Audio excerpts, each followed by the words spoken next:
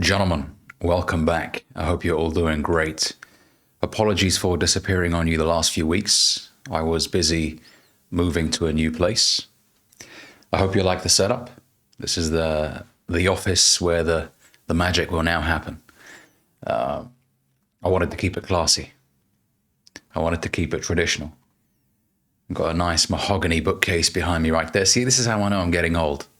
I'm bragging about my bookcase, but I like it.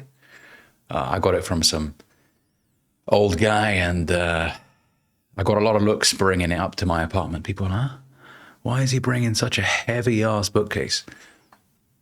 I just like solid pieces of furniture. And, of course, our good friend there who was in the backdrop of my podcasts. I don't have a name for him, but maybe Albert, eh? Such a butler name, Albert. Albert, get the Bentley ready. Right. Let's get straight into today's video. What I wanted to speak about today, gentlemen, is why you're afraid of going all out on your dreams in terms of pursuing them. The reason you're afraid is because you haven't committed yet. There's a big difference between talking about what you intend on doing and actually following through with everything you've got. Burning your bridges, burning your boats. There is no going back. And only very few people can say that. Very few people can say, you know what, this is everything I'm going to do. This is the only thing I'm going to do for the next year or two. I will fully commit to the process. And so many people are just sitting on the idea, but they haven't committed. They haven't decided to go all out. I've said this in previous videos before. Decide rhymes with suicide, right? Something dies when you make a commitment to go all out. And what dies is your excuses. Because we've all got them. And some of us are proud of the excuses that we have. Just move a little bit to the side there. Right? Some of us are proud of the excuses that we have. We come up with new excuses every single week. But excuses always sound best to the person that's making them. There comes a point in your life as a man where you have to just be sick of your own BS. Because it is BS. Most of these excuses are bullshit. They're not real reasons to prevent you from doing what you want to do. You just want to feel better about not pursuing your goals. But in reality, you're scared. That's what it is. You're scared of potentially the outcome not being the outcome that you desire. You're scared of the critique that you may receive from your friends and family. You're scared of going back to the 9-to-5 that you left because it didn't work out. But let's just keep it real. You're scared. But I want you to look at it differently. What's scary is being in the same situation 6 months from now, a year from now. That's what's really scary. A lack of progress. You're older, but you're not any better. Look, we live in the greatest era in human history to pursue your goals.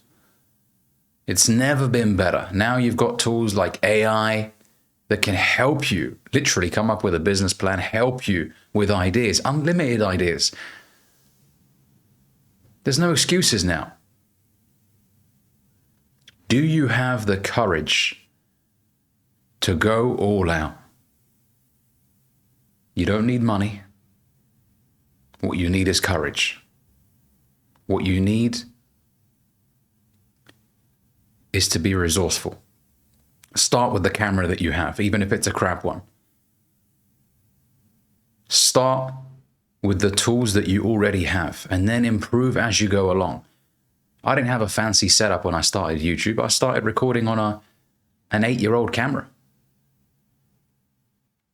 which I had lying around. And for a while, I thought maybe that isn't as good of a camera as I need to actually start making YouTube videos. But then I just thought to myself, you know what? It's the message people care about. They can't see the camera you're recording on. Now, obviously, if there were only 4 pixels on the screen and you couldn't even see who I was, then yeah, people would complain about the quality. But, you know, I grew a TikTok profile to 140,000 followers recording on an iPhone XS, which is the iPhone 10, with a broken front camera, and it was always blurry. But I grew an audience of 140,000 on there. I realized that people don't actually care that much about the excuses that I was making. What they care about is receiving a message which is impactful. What they care about is somebody who is invested in what they're doing. It's refreshing to see people that are just committed to their craft, to the realization of their dream. It's a beautiful thing to see. Whether it's someone who's opening a cafe and you can just tell they want to make coffee all day and they just love coffee and they want people to come into their cafe and have a great time. And, you know, it's not all about creating the next social media company or whatever. There are people that just want to be able to do the thing they love for 8 hours a day.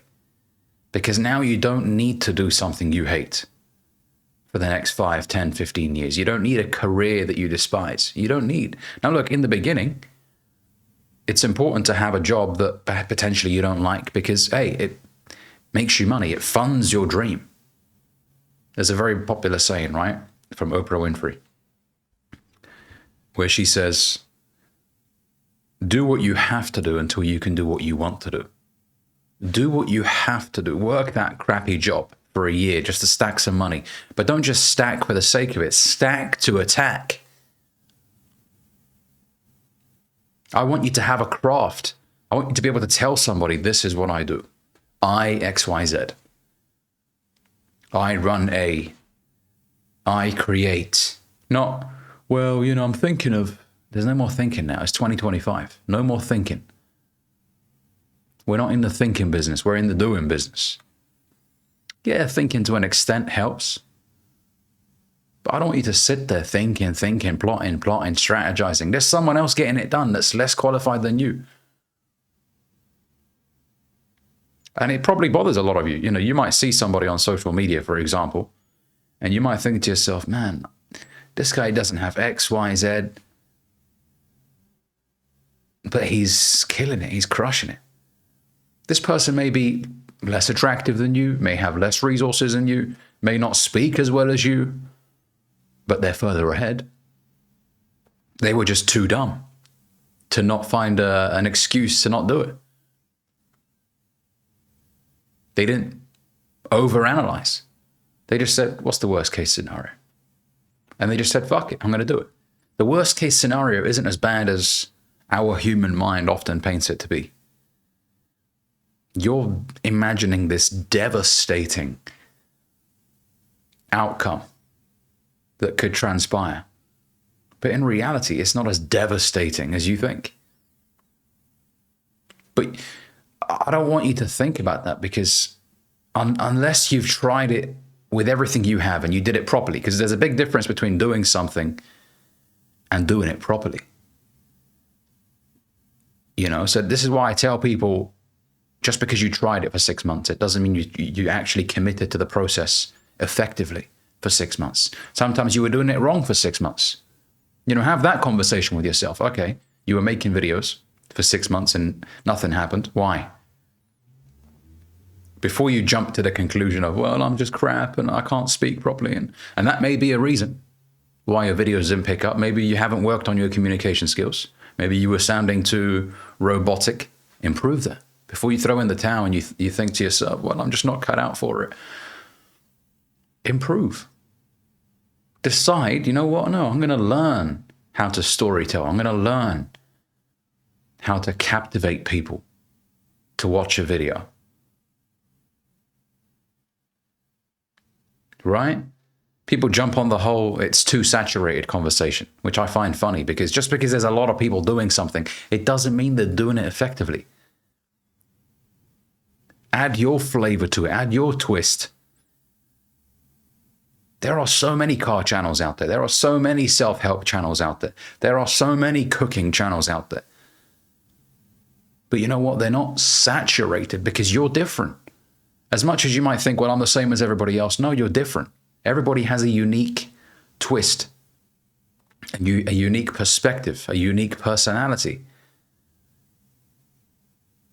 Do things your way. You know, your vibe will attract your tribe. Eventually, someone will be like, you know what, I fuck with this guy. I like how he presents himself, and you know what, I find him hilarious. You know, it's your personality. That's your competitive advantage. It's not the fact that you make cooking videos. Yeah, loads of people make cooking videos. But your approach could be refreshing to somebody. This season is the season of growth. This is not a season of sitting on your ass, pondering, strategizing, analyzing. This is where we're going to make things happen. Enough consuming. When is it your time to shine? You've watched other people for so long now. Now is your time. Now, today. Make it happen. Thanks for watching. Hope you enjoyed it. If you did, make sure you give this video a like, comment, let me know what you think down below. And you'll be seeing me a lot more often. I'm going to be making these videos now several times a week, so stay tuned on the channel. If you haven't followed me on Instagram, it's Ali_Ben-Hariz. Follow me there. TikTok as well, it's the same thing. And I'll catch you in the next one. Peace.